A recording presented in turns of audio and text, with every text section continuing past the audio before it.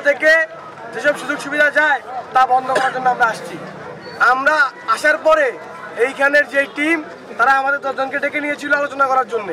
তারা আমাদের দাবির সাথে একমত হয়ে তারা তাদের উপরস্থ যে কর্মকর্তা আছে তাদের সাথে যোগাযোগ করেছেন যে কিভাবে আমাদের এই সমস্যাগুলো সমাধান করা যায়।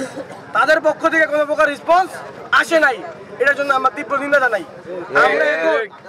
আমরা এখন যেহেতু আমাদের কথা চিন্তা ভাবনা করা হয় নাই, সেই জায়গা থেকে আমরা যারা ভিতরে আছেন তাদেরকে সহ এই যে 20 মেগাওয়াট 225 মেগাওয়াটের যে বিদ্যুৎ কেন্দ্র এটাকে আমরা তালাবদ্ধ করে দেব।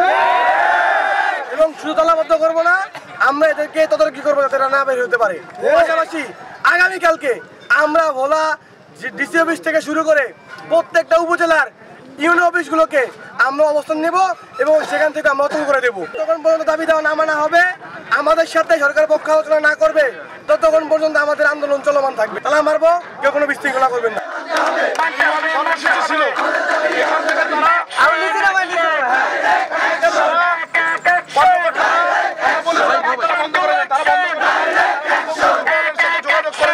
নতুন এবং ফিরে আসা গ্রাহকদের জন্য নগদে চলছে ক্যাশব্যাক সহ প্রতিদিন হাজারো উপহার জেতার সুযোগ। হবে আশা আর ফেরা সারপ্রাইজ সেরা।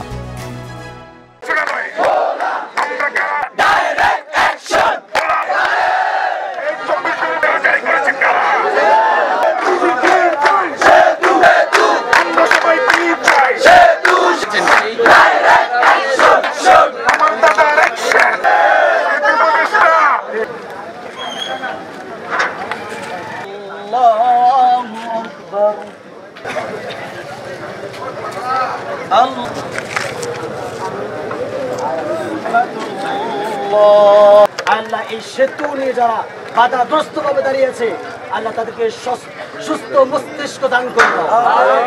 ভোলাবাসী যত কষ্ট করতেছে আল্লাহ সেতু সকলকে তুমি কবুল করে নাও।